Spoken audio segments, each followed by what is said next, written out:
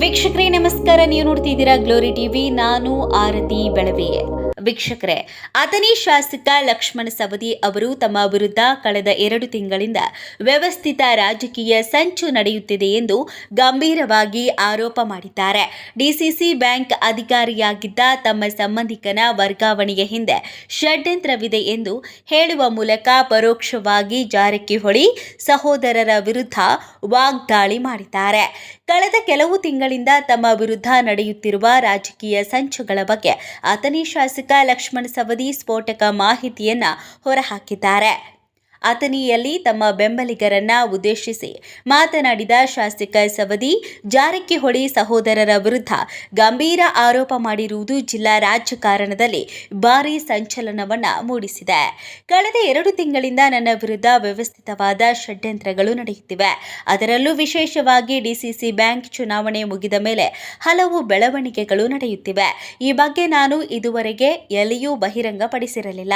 ಆದರೆ ಈಗ ನನ್ನ ಮತ್ತು ರೈತರ ನಡುವೆ ಇರುವ ಬಾಂಧವ್ಯಕ್ಕೆ ಧಕ್ಕೆ ತರುವ ಪ್ರಯತ್ನಗಳು ನಡೆದಿವೆ ಎಂದು ಅಸಮಾಧಾನವನ್ನ ವ್ಯಕ್ತಪಡಿಸಿದ್ರು.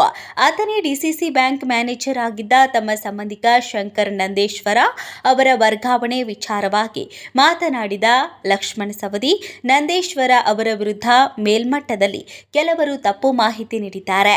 ನಾನು ರೈತರ ಕಷ್ಟಗಳಿಗೆ ಸ್ಪಂದನೆ ನೀಡಿ ಸಹಕಾರಿ ಸಂಘಕ್ಕೆ ಹಣ ತುಂಬುತ್ತಿದ್ದೆ. ಆದರೆ ಆ ಅಧಿಕಾರಿಯೇ ಸವದಿಗೆ ಹಣ ತುಂಬಲು ಸಹಾಯ ಮಾಡುತ್ತಿದ್ದಾನೆ ಎಂಬ ಸುಳ್ಳು ಆರೋಪವನ್ನು ಹೊರಿಸಿ ಅವರನ್ನು ವರ್ಗಾವಣೆ ಮಾಡಿಸಲಾಗಿದೆ. ಸರ್ಕಾರಿ ನೌಕರರು ಎಲ್ಲಿಗಾದರೂ ವರ್ಗಾವಣೆಯಾಗಲಿ, ನಮಗೇನು ವ್ಯತ್ಯಾಸವಾಗಲ್ಲ ಎಂದು ಸವಾಲನ್ನು ಹಾಕಿದ್ದಾರೆ.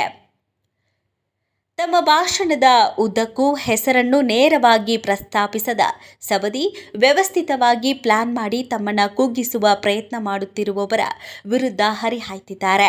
ವ್ಯವಸ್ಥಿತವಾದ ಚಟುವಟಿಕೆಗಳು ನಡೆದಿವೆ ಎನ್ನುವ ಮೂಲಕ ಪರೋಕ್ಷವಾಗಿ ಜಾರಕಿಹೊಳಿ ಸಹೋದರರ ವಿರುದ್ಧ ಕಿಡಿಕಾರಿದ್ರು. ವರ್ಗಾವಣೆಯಂತಹ ರಾಜಕೀಯ ತಂತ್ರಗಳಿಂದ ರೈತರ ಮತ್ತು ತಮ್ಮ ನಡುವಿನ ಪ್ರೀತಿ ವಿಶ್ವಾಸವನ್ನು ಕಸಿದುಕೊಳ್ಳಲು ಸಾಧ್ಯವಿಲ್ಲ ಎಂದು ಸ್ಪಷ್ಟಪಡಿಸಿದ್ದಾರೆ. ಮತ್ತಷ್ಟು ಸುದ್ದಿಗಳಿಗಾಗಿ ನೋಡ್ತಾ ಇರಿ ಗ್ಲೋರಿ ಟಿವಿ. ಲೈಕ್ ಮಾಡಿ, ಶೇರ್ ಮಾಡಿ, ಸಬ್ಸ್ಕ್ರೈಬ್ ಮಾಡಿ. ಇದು ನಿಮ್ಮ ಶಕ್ತಿ.